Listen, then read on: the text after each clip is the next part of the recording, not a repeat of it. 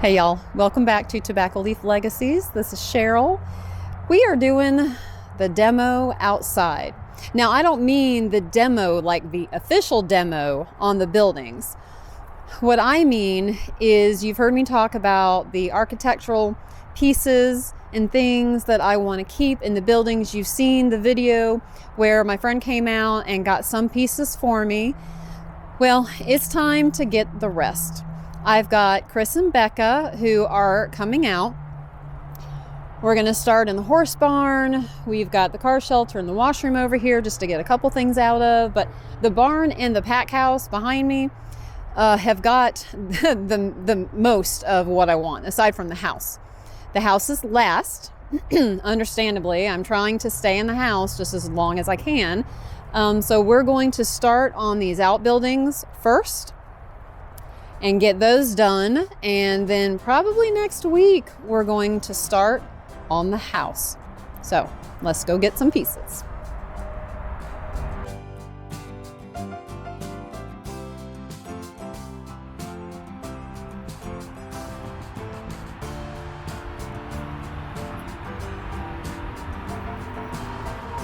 And we begin.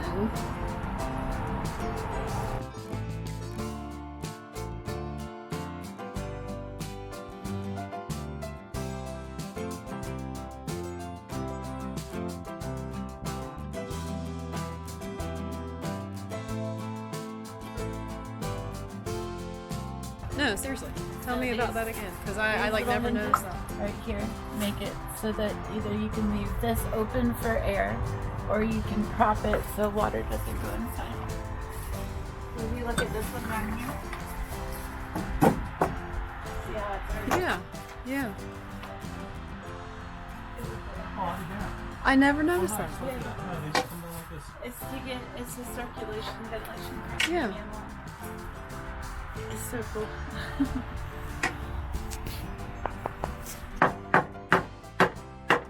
Well, I learned something new today.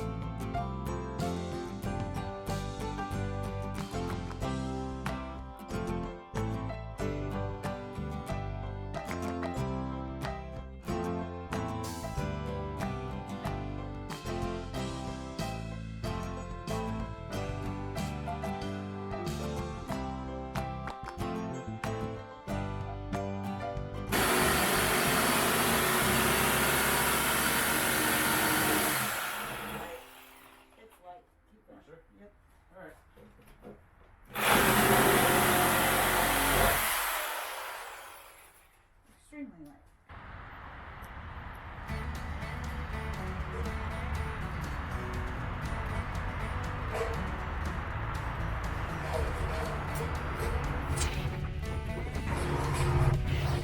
You know me, ever with the list.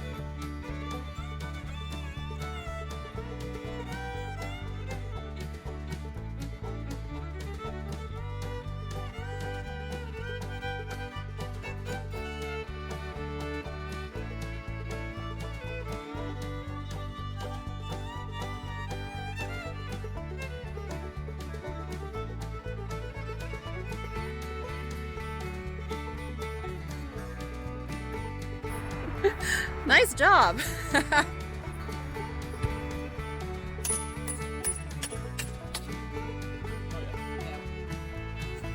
Yeah, so we can get pieces off there.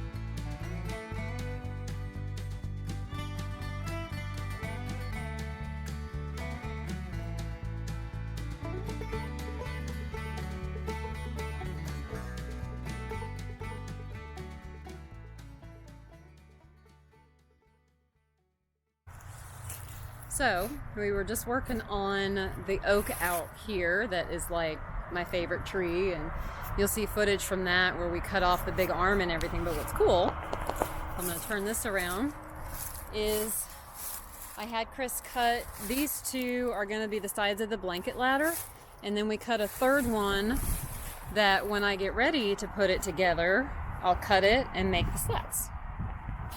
And that way I'll be able to have a blanket ladder from the tree. I am out here in the pack house, just needing to share some thoughts. This has been a hell of a week, y'all. Oh my gosh.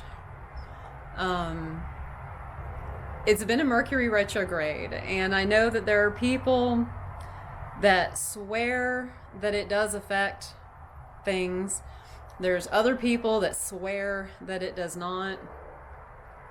I am one of those that I don't know. I've had some weird things happen. I kind of feel like it does, but nonetheless, it's just been a trying week. I have had the demo people, as I call them, out here last number of days, and Chris and Becca are awesome. I really, I didn't know who was going to be the people. God, very emotional today, y'all. Very emotional. I didn't know who was going to be the people to come out here and help me take all the bits and pieces of stuff that I wanted. And I really couldn't ask for better people because they're just super nice. They're super nice. And I'll put links to a couple companies and stuff that they have in case, you have need for them, because I highly recommend. But anyway, but not only, are they just good people and they're so easy to get along with and talk to and work with, and they're just fantastic, but they also have the same appreciation for the older stuff like I do. And so it's really been nice to work with somebody who gets it. Granted, even if I was working with somebody that didn't, they probably aren't going to look at me and go, okay, you're a loon, why do you want this? It's a job, you're getting paid for it, you just do what somebody wants. But it really does make a difference when you're working with people who get it. And that has just, it's helped, it's helped.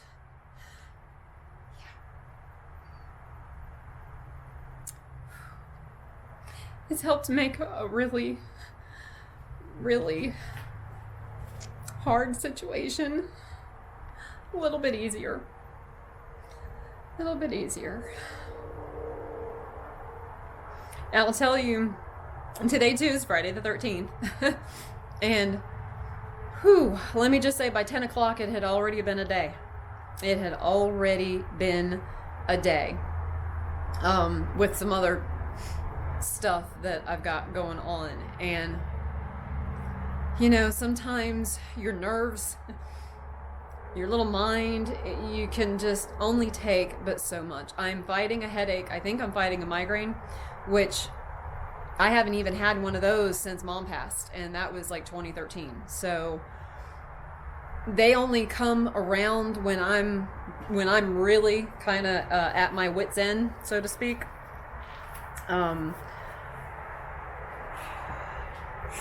It's we've been getting pieces out, and thankfully most everything that, you know, I've wanted to get out has come out. Some of it has been quite a chore. Chris, bless him, he's kind of put himself at peril a couple times to get, you know, stuff that I wanted. There'll be a video, maybe you've already seen it, maybe not, I don't know where this is going to be, but there's video anyway. And but oh my god, my head. But I'm getting all the stuff, and we are pretty much finished outside. Just have a couple things to get, a couple little things. And let's say I mentioned this is Friday. Next week we're going to start in the house, and I've put that off, obviously, until last. I've been trying to stay in the house, of course, just as long as I could. So I'm going to try to coordinate this weekend. I need to get my stuff out. I'm going to be staying with my niece until I head back to Florida. That was kind of the plan.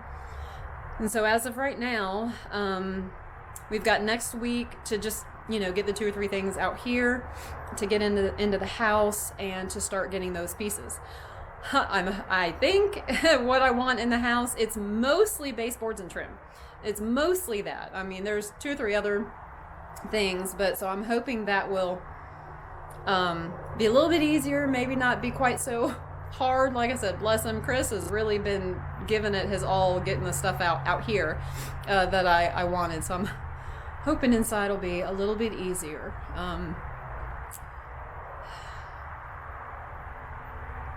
But knowing that my days of, you know, staying in the house is coming to a close,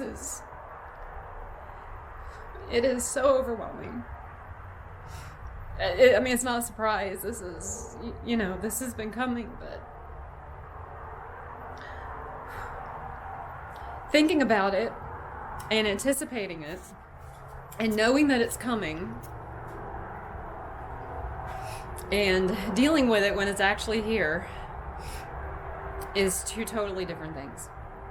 2 totally different things. And being, y'all will get this, because I'm sure you've had situations like this. When you're physically tired, when you are mentally tired, when you are emotionally tired, I mean, y'all, when you are at your wit's end with everything, when you are taxed in every possible way that you can be taxed, and then you have something huge to have to face, like this final part. Hooey.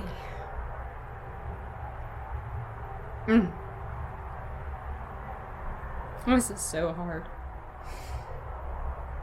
Not that I didn't think it would be, but it's the sharing. It's part of the journey. And this is the hardest part, is knowing that I gotta get out of the house. That I can't stay in the house.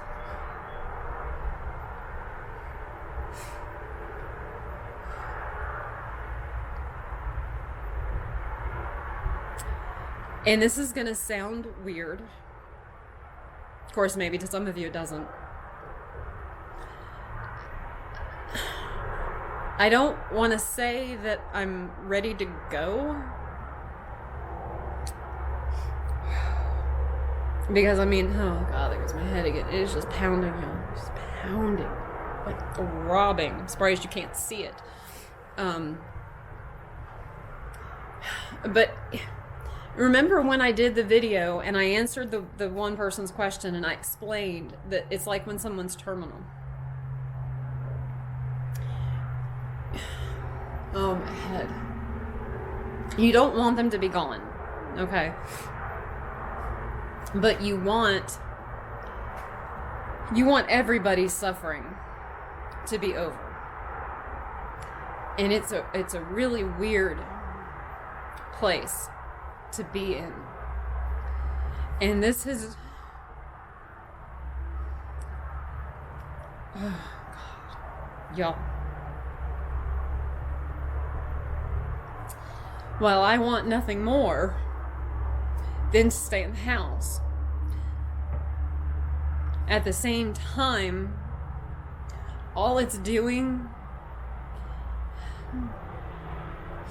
is prolonging the inevitable. And that's not making it easier on me.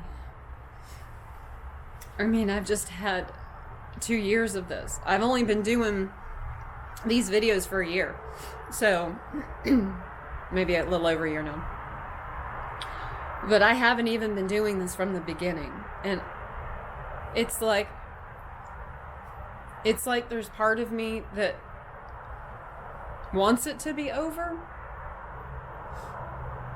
but yet doesn't want it to be over. God. These conflicting emotions suck, okay? I know you know what I'm talking about. I know you've been in situations like this. And it's like you're damned if you do and damned if you don't. I mean, there's nothing easy. I stay here and it just tears at my heart. It just tears at my heart. But when I leave, that's going to tear at my heart too. So, either way, either way, I'm still suffering, still feeling the same thing. And so I think there's like a little part of my brain that is just like, this needs to be over. It needs to be over because I need to be able to start grieving. Like, when you're losing somebody, when someone's terminal, you're sad, you're crying, while they're still alive or kind of alive or on life support or, whatever the situation is. Your grieving doesn't start then. It doesn't start until they pass. You know what I mean? It doesn't start when they're alive. And it's so it prolongs you being able to start grieving and start that process, because that's a different process. And it's the same with this. God, my head. Oh, y'all. Like, I can't start grieving over this while I'm still here. I can't start grieving over this while I'm still in the middle of doing everything that I need to do. I can't start now. And all it's doing is prolonging the inevitable. And it's like, I need to finish. I need to be done. And I need to go home. And I need to be able to start grieving. Because I've said this before, like, I don't know how much more. Like, I'm barely holding it together. I have no problem admitting that I'm barely holding it together at this point. I still have stuff to do. I still have responsibilities. I still have stuff to move. Multiple times a day. I've mentioned this in another video, where I have to kind of be my own cheerleader, and I have to, come on, you need to do this. Y'all, I'm doing that at this point. I'm doing it multiple times a day. Okay? Like, all day long. I am, let's see if I can set this there for a second. All day long, I find myself having to talk myself from the ledge. Like, look, you're at the end. It's okay. This has been hard. You're doing okay. It's all right to fall apart a little bit. It's all right to cry. It's okay. You're doing good. Look at how much you've got in the storage units. Like all this kind of stuff. I'm having to do that multiple times a day to get through. Because I just want to fall apart. Like, I don't know when that last little, what was that? Oh my goodness. When that last little nerve snaps. I don't know. So, I just needed to record my thoughts, share what's happening, share where I'm at, where in the process this is. And honestly, I think I'm just going to go in and cry right now. Sometimes you just need a good cry. And I think that's where I'm headed. Oh, y'all. Oh.